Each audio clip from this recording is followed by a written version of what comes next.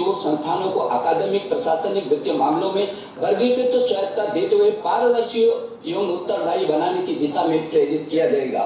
शिक्षा का अंतर अध्यक्ष व राष्ट्रीय शिक्षा नीति के प्रमुख शिल्पी डॉक्टर कस्तूरी रंगन जी, सभी कुलपति, निदेशक व शिक्षाविद, यह शिक्षा नीति परामर्शों की अभूतपूर्व और लंबी प्रक्रिया के बाद तैयार की गई है। मुझे बताया गया है कि इस नीति के निर्माण में लगभग 2.5 लाख ग्राम पंचायतों, 12,500 से अधिक स्थानीय निकायों तथा लगभग 675 जिलों से प्राप्त 2 लाख से अधिक सुझावों को ध्यान में रखा गया है। ऐसी राष्ट्रव्यापी तथा विस्तृत भागीदारी के कारण यह शिक्षा नीति सही मायनों में राष्ट्रीय अपेक्षाओं और समाधानों को समाहित करती है। यह शिक्षा नीति 21वीं सदी की आवश्यकताओं व आकांक्षाओं के अनुरूप देशवासियों को, विशेषकर युवाओं को आगे ले जाने में सक्षम होगी।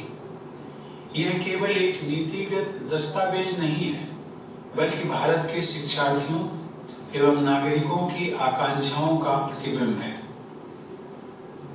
इस शिक्षा नीति के निर्माण व निर्धारण की विस्तृत व जटिल प्रक्रिया को सफलतापूर्वक संपन्न करने के लिए मैं केंद्रीय शिक्षा मंत्री, राज्य शिक्षा मंत्री, मंत्रालय के सभी अधिकारियों एवं अन्य संस्थानों के लोगों को साधुवाद देता हूँ।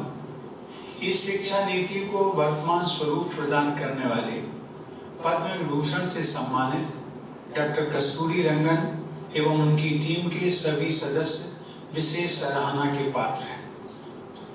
राष्ट्रीय शिक्षा नीति 2020 के ऐतिहासिक दस्तावेज को वर्तमान स्वरूप प्रदान करने में उनके दूरदर्शी नेतृत्व एवं प्रेरक भूमिका के लिए मैं प्रधानमंत्री जी को बधाई देता हूँ।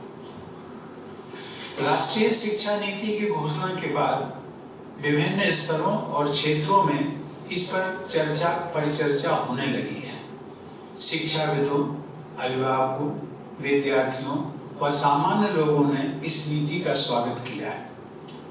ये कहा जा रहा है कि यदि इस नीति के अनुरूप बदलाव कर लिए जाते हैं तो भारत एक शिक्षा महाशक्ति बन जाएगा।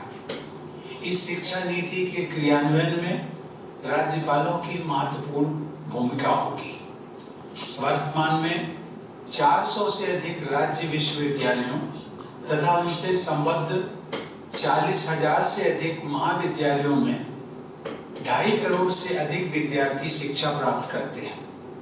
इस दृष्टिकोण से राज्य विश्वविद्यालयों के ऊपर एक विशेष जिम्मेदारी है।